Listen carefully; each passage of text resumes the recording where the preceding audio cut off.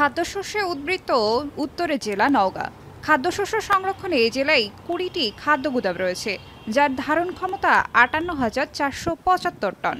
এর মধ্যে অধিকাংশ খাদ্য গুদাম বছরের বেশিরভাগ সময়ই ফাঁকা থাকে।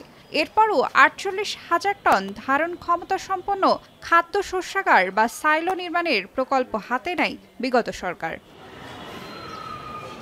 সাইলো নির্মাণে সরকারের ব্যয় ধরা হয় ১০,৫৬,৭১,০০০ টাকা। নির্মাণ কাজ পায় ৩ ঠিকাদারি প্রতিষ্ঠান, মেসার্স চন্দ্রদ্বীপ কনস্ট্রাকশন, মেসার্স ডন এন্টারপ্রাইজ ও মেসার্স ইথেন এন্টারপ্রাইজ। ২০২২ সালের শেষ দিকে মহাদেবপুর উপজেলার ভীমপুর এলাকায় ১৫ একর জমি অধিগ্রহণ করা হয়। এরপর শুরু হয় মাটি ভরাটের কাজ। ৯৫% কাজ হলেও এরপর প্রায় ৩ বছর ধরে ওই অবস্থাতে পড়ে আছে প্রকল্পটি, যা এখন গোচারণ ভূমিতে পরিণত হয়েছে। ২০২৪ সালের ৫ আগস্ট তৎকালীন সরকারের পতন হলে গা ঢাকা দেয় ঠিকাদারি প্রতিষ্ঠানও। সেই থেকে অনিশ্চিত হয়ে পড়েছে সাইলো নির্মাণের কাজটি।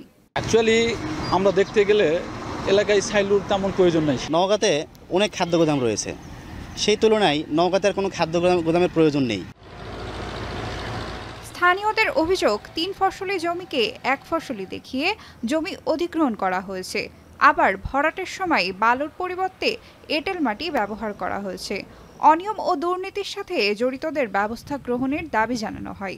৩ ফসলা জমি ১ ফসলা বলে এটা অধিগ্রহণ করে এবং সেখানে জমি ভরাট করে রাখছে, কোনো কাজে আসে নাই। পর্যাপ্ত খাদ্য গোডাউন আছে, এখানে ছাইলু না করে যদি সরকারি কোনো প্রতিষ্ঠান করা হয় তাহলে আমরা এলাকাবাসী উপকৃত হব। সরকার পতনের পরে ঠিকাদার যিনি ছিলেন তিনি তো নাপাত্তা হয়ে গেছেন, যার কারণে এই সাইলোর মাটিটা এইভাবেই পড়ে আছেন।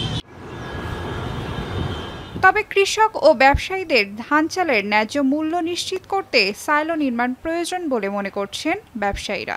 তবে ভিন্নমত জেলা খাদ্য বিভাগের।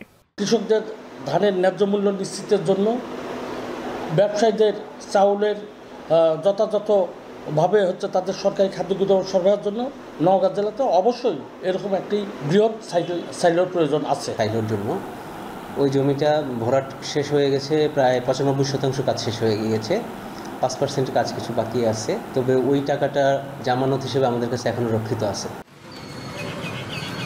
সাইলোটিতে ধান, চাল ও গম সংরক্ষণ করা যাবে। সাইলোটি নির্মিত হলে উত্তরাঞ্চলের শস্য ভাণ্ডার খ্যাত জেলার ১১টি উপজেলা সহ আশেপাশের জেলায় উৎপাদিত উদ্বৃত্ত খাদ্যশস্য সরকারিভাবে সংগ্রহ করা সহজ হবে বলে মনে করছেন সংশ্লিষ্টরা। এখন নওগাঁ।